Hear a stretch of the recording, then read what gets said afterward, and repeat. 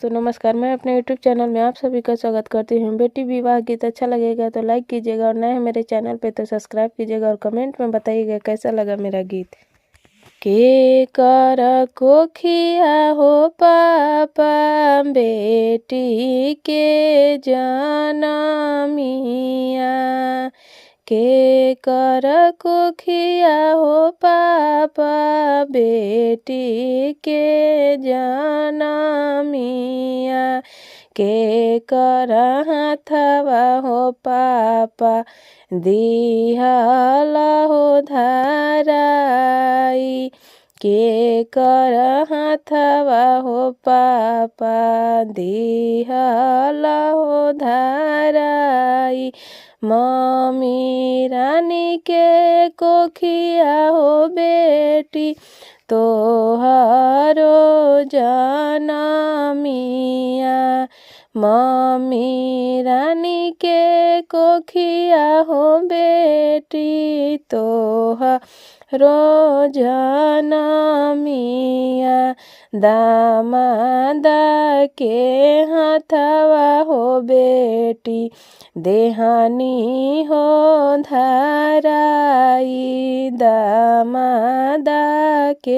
हाथवा हो बेटी देहानी हो धाराई, मिली लेहु जूली हो लेहु सखिया हो सहेलिया, मिली लेहु जूली हो लेहु सखिया सहेलिया, अब सखी चली हो जाई है अपनी ससुरारिया, अब सखी चली हो जाई है अपनी ससुरारिया, के करारो अलका हो पापा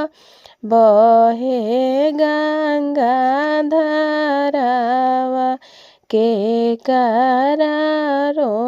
अलका हो पापा फाटेला हो करे जावा, पापा के रो अलका हो बेटी बहे गंगा धारावा, मम्मी के रो अलका हो बेटी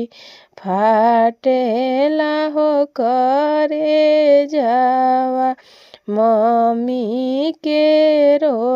अलका हो बेटी फाटेला हो करे जावा, के करे रो अलका हो भैया अखिया फूली हो